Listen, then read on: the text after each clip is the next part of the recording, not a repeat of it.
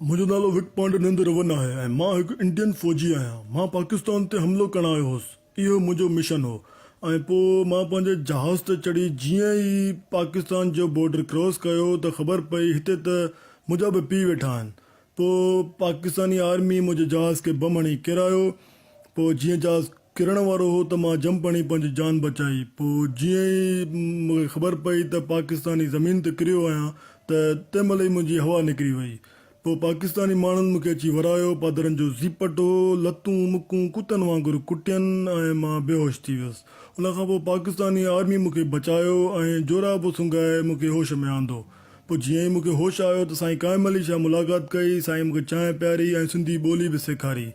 साईं मोदी लाइ हिकु मैसेज ॾिनो त झल दब ऐं मूंखे चयईं त हल त तोखे सिंध घुमायां, दादू घुमायां। पर मां चयो न साईं, मां वेंदुसि वापसि इंडिया।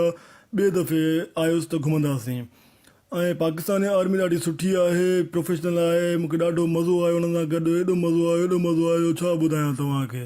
ऐं इंडियन मीडिया जेका आहे फ़साद जी जड़ उहा आहे, घटिया मीडिया आहे। मां जीअं इंडिया वेंदुसि त हुनखे वञी पादर हणंदुसि। ऐं मोदी वॾो लूसी आहे। मां कतरीना जो नंबर ॾेई करे पंहिंजी जान बचाई आहे। चलो अस्सलाम वालेकुम दोस्तों, अगर ये वीडियो तव्हांखे पसंदि आई त लाइक करियो, शेयर करियो, इनखे एतिरो शेयर करियो त इंडियन आर्मी ताईं वीडियो वञे ऐं असांजे चैनल खे सब्सक्राइब करियो।